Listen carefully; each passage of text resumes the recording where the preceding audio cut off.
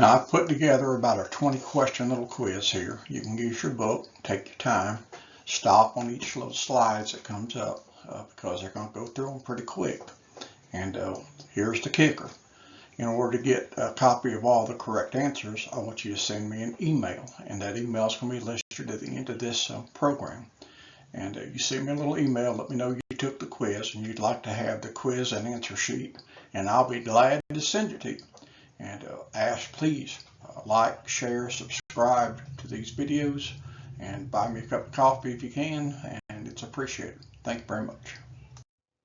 Non-conforming uses shall A, be removed within 180 days, B, not be permitted, C, not be expanded, or D, require approval from the local legislative body. A zoning map must show the A, variances, B, district boundaries, C, non-conforming uses, D, building height limitations. A zoning map must show the A, variances, B, district boundaries, C, non-conforming uses, D, building height limitations.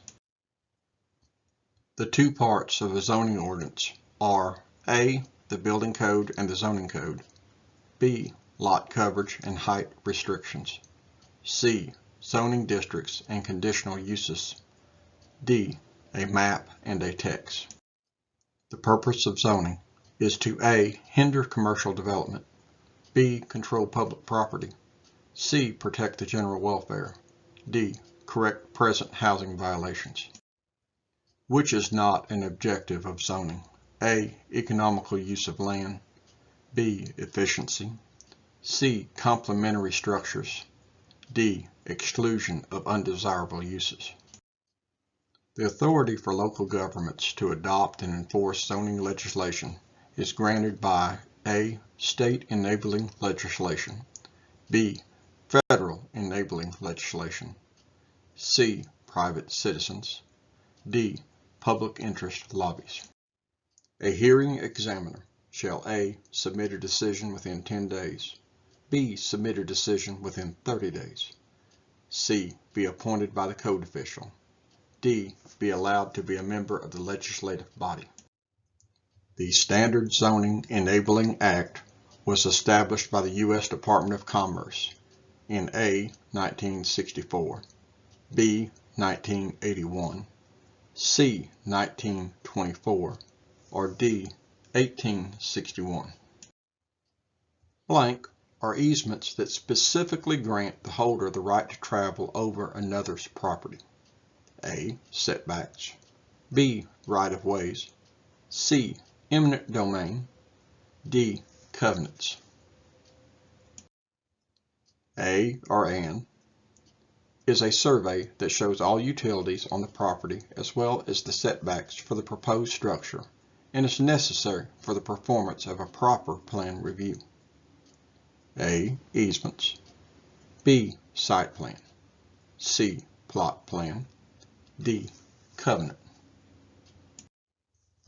An 8-unit boarding house shall be permitted in residential zone division A, 1, B, 2, C, 3, D, 4. The minimum side yard setback for an 8-unit boarding house shall be A, 4 feet, B, 5 feet, C, 6 feet, D, 8 feet.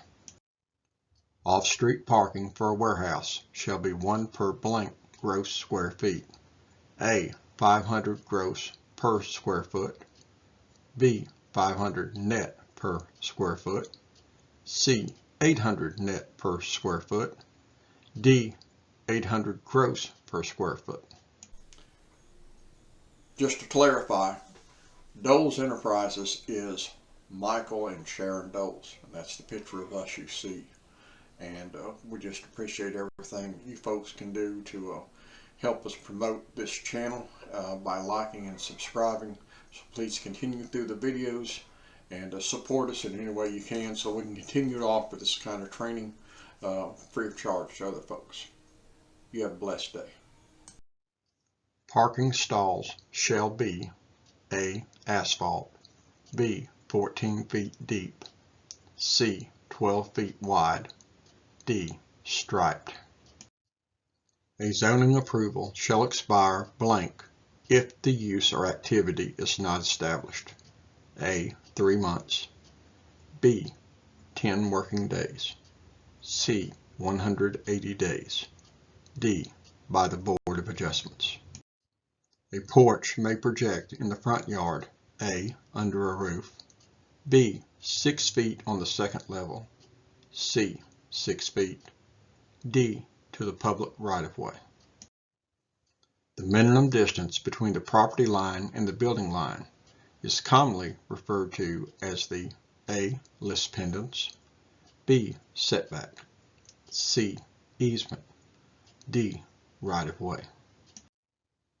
Real estate signs shall A. Require permits, B. Be removed within 10 days of placement, C. Be limited to 18 inches by 24 inches, D. Be removed within 10 days of sale. Projected signs in the public way shall be a minimum of blank from base of sign to finished grade. A. 8 feet, B. 10 feet, C. 6 feet 8 inches, D. 7 feet 6 inches. So again, if you'd like to have the answers and the complete list of questions, I'll be glad to send it to you. Just shoot me an email at dolesmichael@gmail.com and I'll get that to you just as soon as I can. I appreciate it. The ICC certification and exam.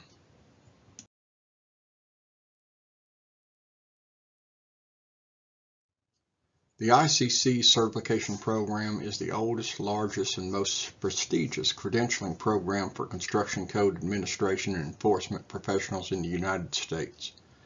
Code Council certification examinations are maintained to the highest standards and include continuous review by committees of experienced professionals. Please take the time to review the ICC exam bulletin as published by the International Code Council prior to taking the exam. You may order the books from iccsafe.org. I also have a link in the description with this program. You're going to need the 2017 edition of the Legal Aspects of Code Administration book, and you're going to need the 2021 International Zoning Code. Regardless of what the zoning ordinance is in your jurisdiction, you need to use these books for their exam. So for the ICC exam, again, you need to go to the ICC website and look at the exam bulletin catalog and read through it. Make sure you're very familiar with all the policies and procedures they have. Currently, as of May 2026, the exam for zoning has 50 questions. They're multiple choice. There's a 2-hour limit. It is an open book. You can take it through Pronto. It says Pearson VUE and other methods are also available. You just need to check with your jurisdiction and see what's available in your area. The ICC exam and certifications is just a mark of being a professional in this business, and it's highly recommended that you pursue these. The exams can be difficult for some people, especially the formats they have, but with little patience, determination, and proper preparation, you can do it. Okay, you've made it this far. Thank you for your attention. I ask please that you buy me a cup of coffee, like and subscribe on YouTube so that we can continue these videos for other folks. And if you'd like a copy of the residential inspection checklist or maybe a little quiz that we have written up based on the residential code, you can get that by sending me an email to the email address you see here, which is dolesmichael@gmail.com. So please like, subscribe, support this work. If you would like to have Doles Enterprises come out and do a presentation in person to your group, we can certainly discuss that. Just depends on logistics and a few other things, but we'll do whatever we can. So visit our other videos, and we appreciate everything that you're doing, and we appreciate your attention.